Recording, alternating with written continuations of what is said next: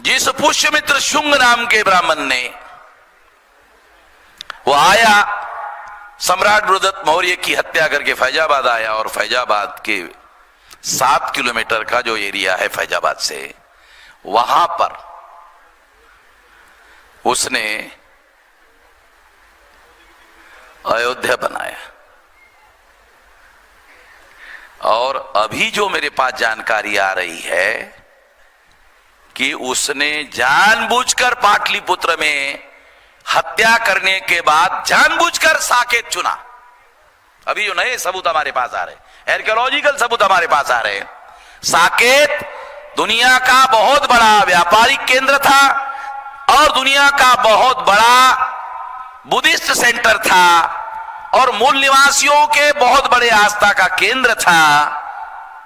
वहां पर उन्होंने अयोध्या कैपिटल बसाया। उस कैपिटल का राजा, आप सुनकर हैरान हो जाओगे, उस कैपिटल का राजा रामायण में लिखा हुआ है राम था, और इतिहास में पढ़ाया जाता है पुष्यमित्र शुंग था। कुछ समझ में आ रहा है? इतिहास उत्तर प्रदेश में पढ़ाया जाता है, उस इतिहास में लिखा हुआ है अयोध्या का राजा पुष्यमित्र शुंग था, इतने पीरियड से इतने पीरियड तक था।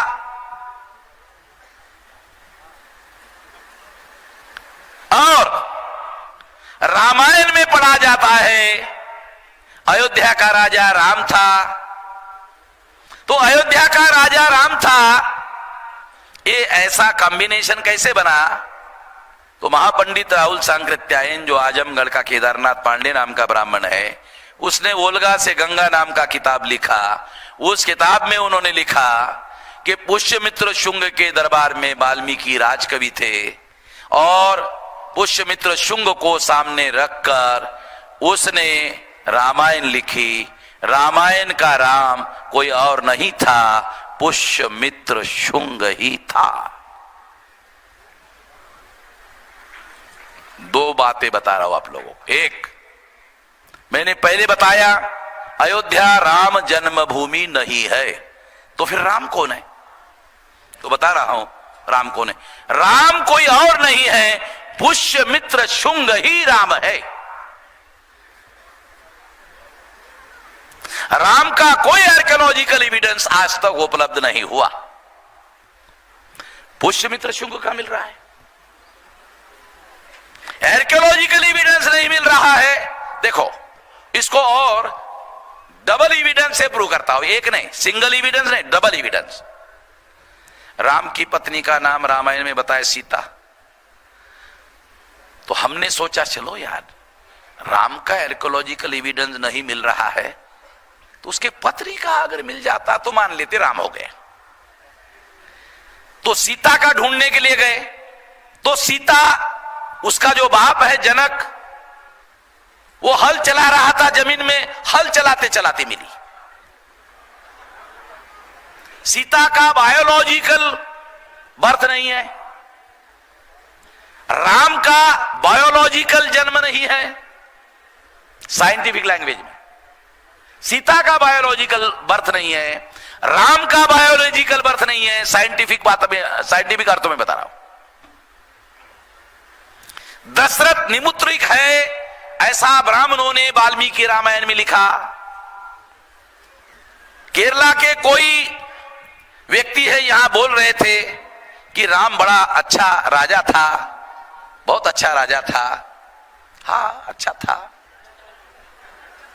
मेरी अगर वो सुन रहे हैं तो उनको लगेगा हाँ बहुत अच्छा था, कितना अच्छा था। इतिहास पढ़ते वक्त क्रॉस एविडेंस ढूंढने पड़ते हैं। क्रॉस एविडेंस जब तक आप प्रूव नहीं कर सकते, तब तक वो बात मौलिक रूप से बराबर है नहीं मानी जा सकती। इतिहास पढ़ते वक्त ये ध्यान रखने का। मैं क्रॉस एविडेंस बता रहा हूं आप लोगों को, सामान्य एविडेंस नहीं। अगर राम का कोई आर्कियोलॉजिकल एविडेंस नहीं मिला, तो ब्राह्मण लोग ये जानते थे कि भविष्य में ये सवाल उठेगा, क्योंकि हम तो काल्पनिक बता रहे। फिर सवाल पूछेंगे, अरे बुद्ध का मिल रहा है, उसके पहले हुआ। वाल्मीकि रामायण में 2 श्लोक बुद्ध के विरोध में गाली गलौज है। नोमानी साहब, वाल्मीकि रामायण में 2 श्लोक है संस्कृत में, बुद्ध के विरोध में गाली गलौज है। यह एविडेंस इस बात को सिद्ध करता है कि वाल्मीकि ने जो रामायण लिखा वो बुद्धोत्तर है, यानी बुद्ध के बाद लिखा गया है। बराबर है विलास? रिकॉर्डेड बात है, प्रूव है। हिस्टोरियन मानते हैं कि रामायण बुद्धोत्तर कालीन रचना है। मैं भी यही कह रहा हूं कि रामायण बुद्धोत्तर है। एविडेंस है वाल्मीकि रामायण में, क्योंकि ये जो मौर्य की घटना हुई, बृहदत्त की हत्या की, ये बुद्ध के बाद चंद्रगुप्त, चंद्रगुप्त के बाद मौर्य और बहुत सारा, फिर उसका खानदान, फिर उसके बाद आखिरी सम्राट, सम्राट बृहदत्त मौर्य, उसकी हत्या करके पुष्यमित्र शुंग राजा बना।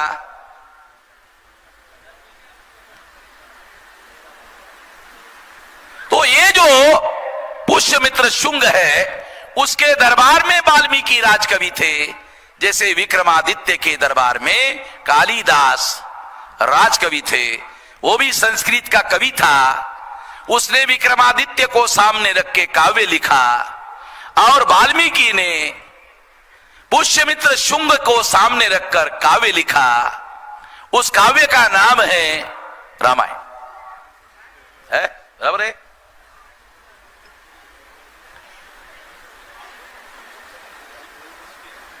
और अगर ऐसा है तो इसका मतलब यह है कि रामायण का राम कोई और नहीं है, पुष्यमित्र शुंग ही है।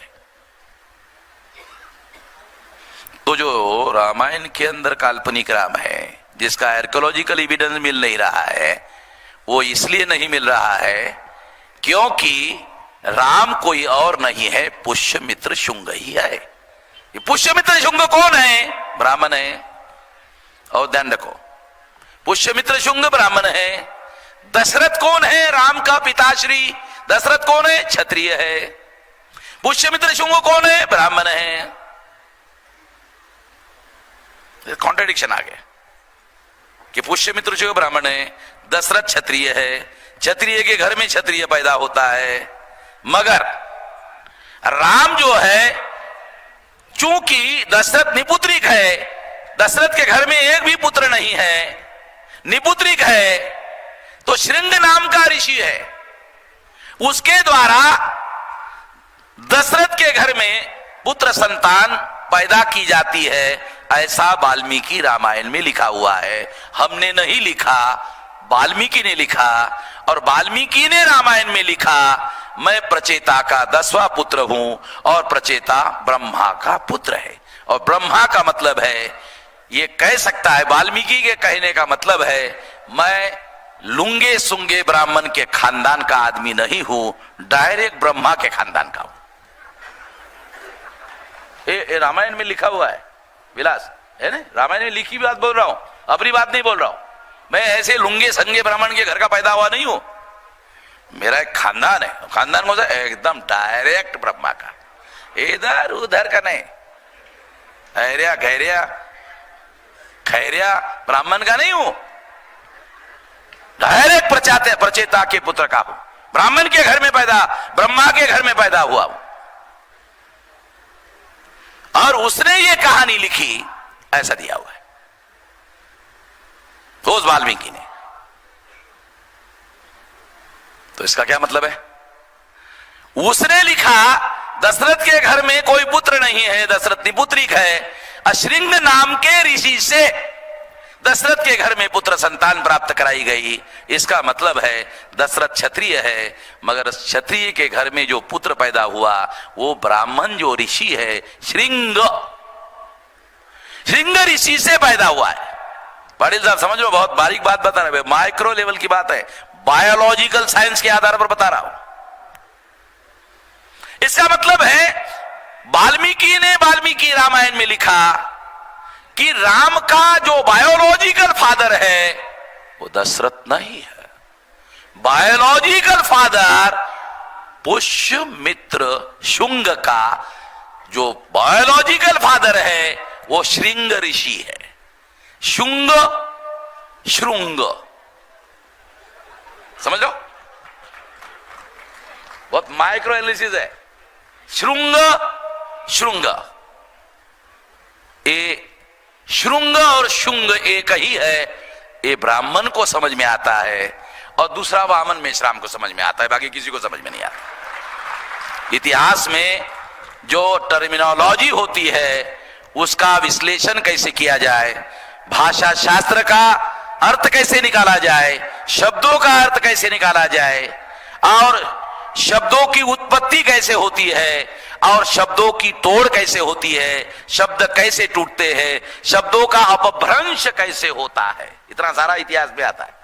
मैं एक भी विषय का ज्ञाता नहीं हूं नमवानी साहब, मगर मैं अपने हिसाब से पंडित की पिटाई करने हद तक जानता हूं, फिर वो मेरे झंझट में नहीं पड़ते, इतना जानता हूं। और इसीलिए कोई ब्राह्मण, बल्कि गांधीधाम में एक हाई कोर्ट का लॉयर ब्राह्मण था, उसके बाद ब्राह्मण महासभा के लोग गए, कहा कि वामन मेश्राम के खिलाफ केस करना है। वो हाई कोर्ट के लॉयर ने, जो ब्राह्मण था, ब्राह्मण महासभा के लोगों को कहा, वामन मेश्राम को जानते हो कौन है?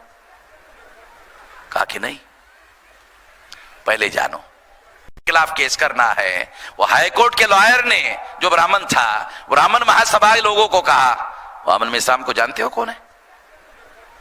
कहा कि नहीं, पहले जानो।